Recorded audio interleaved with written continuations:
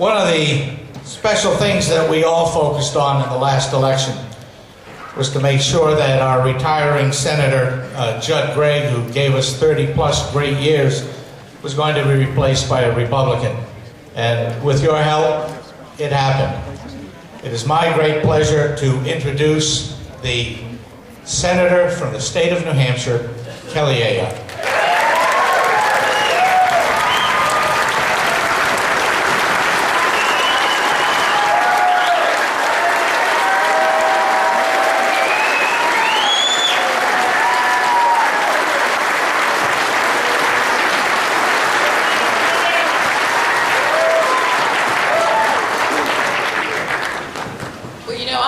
I've said it before, and I'm going to say it again. This is a great time to be a Republican.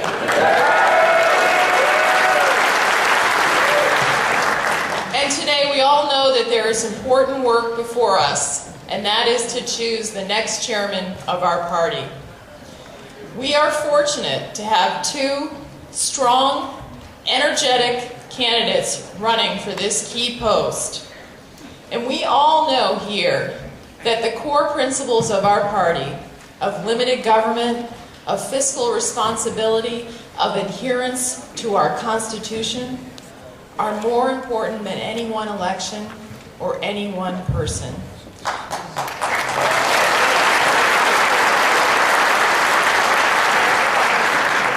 And that's why we know with two excellent candidates on this slate, we will leave here today united as a party behind our new chairman, firm in our shared conservative principles, and committed to electing more Republicans.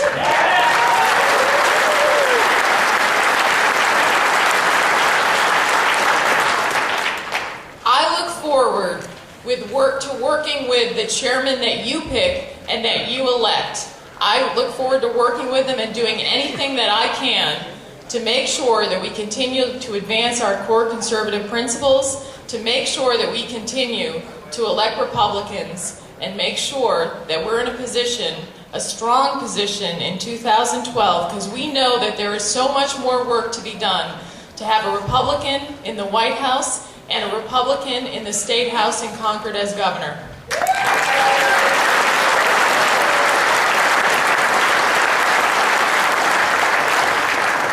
We are very fortunate that our next chairman will have a strong head start. That's because of the legacy that Governor Sununu leaves behind.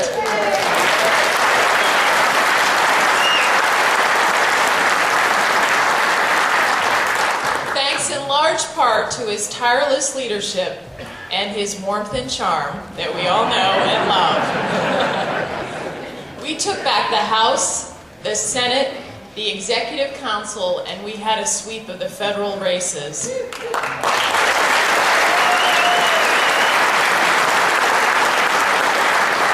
Because of Governor Sununu's work, we have a strong, revitalized Republican Party in this state, and we need that now more than ever. Thank you, Governor. As Republicans, we owe Governor Sununu a tremendous debt of gratitude, not only for his service as chairman of our party, but for his service to our state and our nation. I want to thank him for all that he has done and will continue to do. And as a token of my appreciation, I would like to present him with a flag that has been flown over the United States Capitol.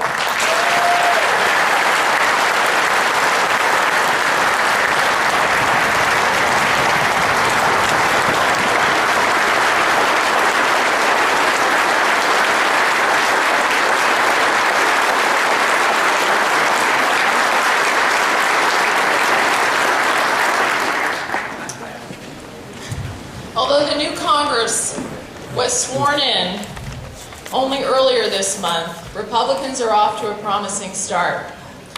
This week, congressional Republicans took a major step forward when they voted to repeal the federal government takeover of health care.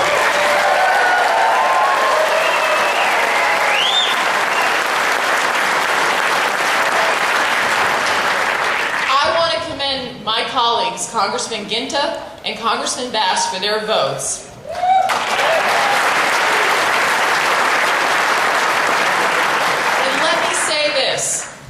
Republicans in the Senate are committed to having an up or down vote on the repeal of health care, and the American people deserve no less.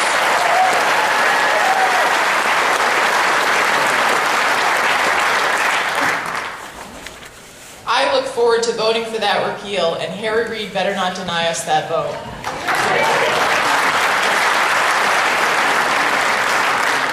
Next week, I will be in Washington for the opening of the legislative session in the Senate. And the first bill that I will be sponsoring is a federal balanced budget amendment.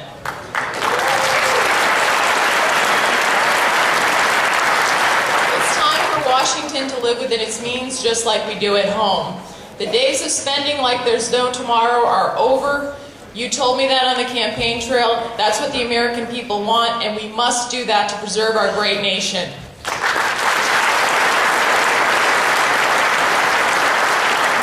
A balanced budget amendment is an important first step, but we all know that we also have to cut spending, and I look forward to rolling up my sleeves and getting to the tough work of making sure that we cut back this government, fight for a more limited, more accountable government that adheres to our Constitution, and those will be the principles that guide me in the United States Senate with your guidance as well.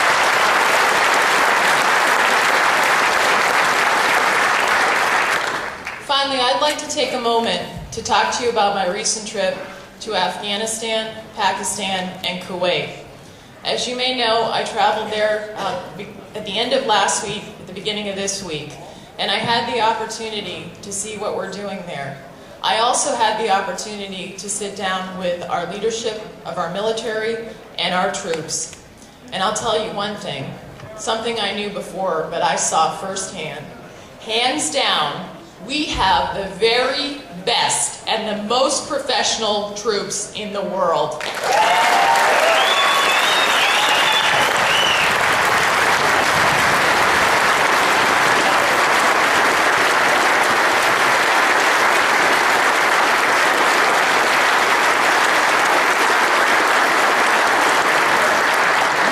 I know many of you were at the deployment on September 11th of our 197th Fires Brigade.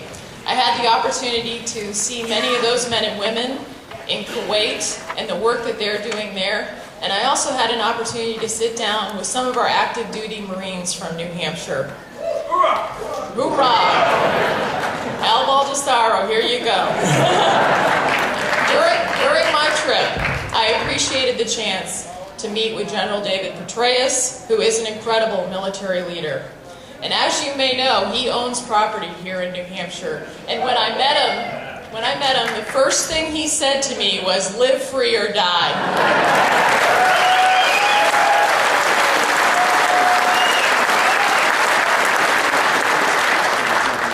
Live free or die. Our state motto says just about everything you need to know about the character of New Hampshire and its citizens. And I'm proud to say that Granite State Republicans are already hard at work fighting to preserve the very best of live free or die in this state and in Washington. Before I finish, the only thing I would like to say to all of you is thank you. Thank you for what you are doing every day to advance the core principles of our party. We are on the cusp of changing business as usual, both in Washington and in Concord. And you are the ones that are doing it. You're the ones that are the activists out there, holding us as elected officials accountable, making sure that we're advancing our core conservative principles. And by working together, we will leave behind a better state and a better nation.